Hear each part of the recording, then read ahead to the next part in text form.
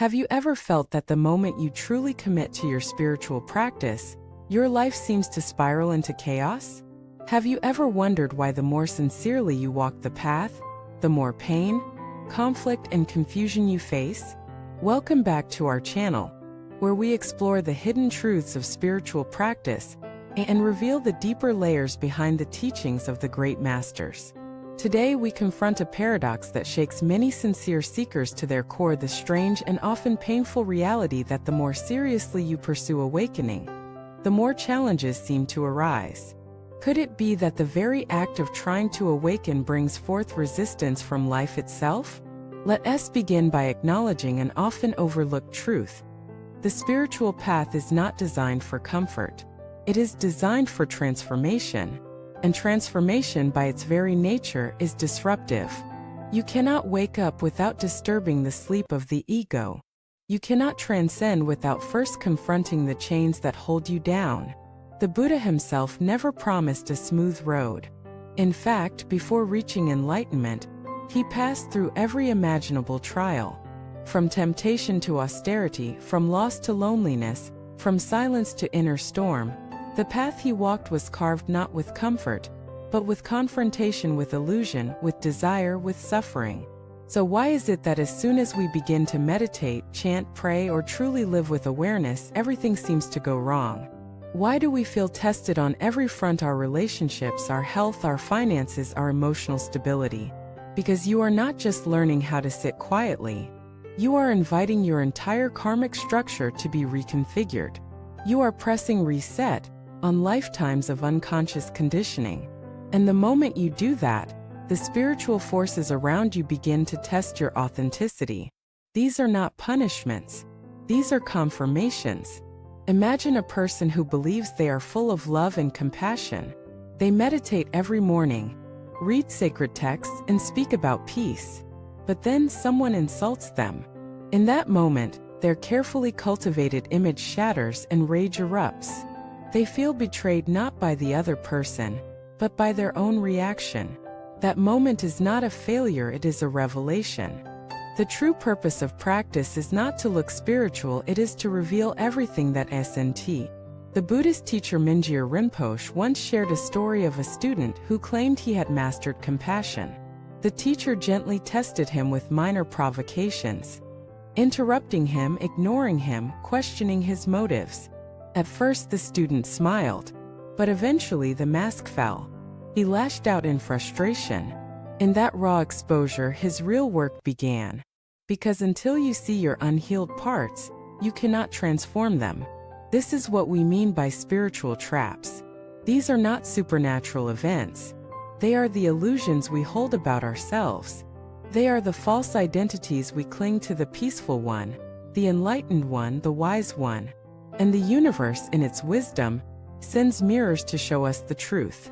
Every conflict, every insult, every disappointment, every loss, it's all a sacred mirror. It's life asking, do you truly understand what you claim to know? It's the Dharma saying, you say you're practicing. Let us see what that looks like in real time. You can recite thousands of mantras, but what happens when someone cuts you off in traffic? You can attend countless retreats, but what happens when your family triggers you? You can burn incense and light candles every night, but what happens when your world collapses unexpectedly? That's where real practice begins. Not on the cushion, not in the temple, but in the chaos. The traps on the path are subtle. They include spiritual pride, believing you are above others because you chant more, pray more, fast more. They include spiritual bypassing, using lofty language to avoid dealing with your pain. They include denial, pretending everything is fine when inside you're falling apart.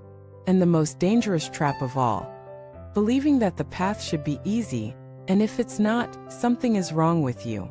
Let me tell you, nothing is wrong with you. If your practice brings up grief, welcome it. If it brings anger, honor it. If it brings up fear, bow to it. These are not obstacles. They are gateways. The Buddha didn't avoid Mara, he sat with him. He didn't deny suffering, he investigated it. He didn't escape the world, he transformed his relationship with it. So must we. When you begin your serious spiritual journey, life might feel like it's collapsing. That's not a mistake. That's the old you dying. That's the ego throwing a tantrum. That's karma being stirred up so it can be released. You might lose friends. You might feel alone. You might question everything. This is the fire. And in the fire, gold is refined. The key is to stay present with it. To not run. To not numb. To not distract. But to remain. To breathe. To witness. There is no shortcut to awakening. There is no way to bypass the shadows. You must walk through them with eyes wide open. But here's the good news: every step you take through the fire makes you more authentic, more alive, more free. Every time you respond with mindfulness instead of reaction, you build inner power. Every time you choose compassion over judgment, you grow wings. Every time you allow pain to teach you instead of destroy you, you become unshakable. The challenges will not stop, but your suffering will. Because suffering comes not from what happens to us, but from our resistance to it. When you stop resisting, when you let life flow through you, you begin to dance with it, even in the storm. So yes, the path gets harder when you practice seriously, but it also gets more real, more meaningful, more transformative. You trade comfort for depth. You trade illusion for truth. You trade safety for freedom. And in that trade, you find the treasure that was buried beneath all your defenses, your own radiant, boundless, awakened heart. Thank you so much for watching this video. If you felt challenged on your path, know that you are not alone. Share your journey in the comments. We are a community walking this together. Please like, subscribe, and hit the notification bell so you can continue to walk this sacred path with us. We'll see you in the next video.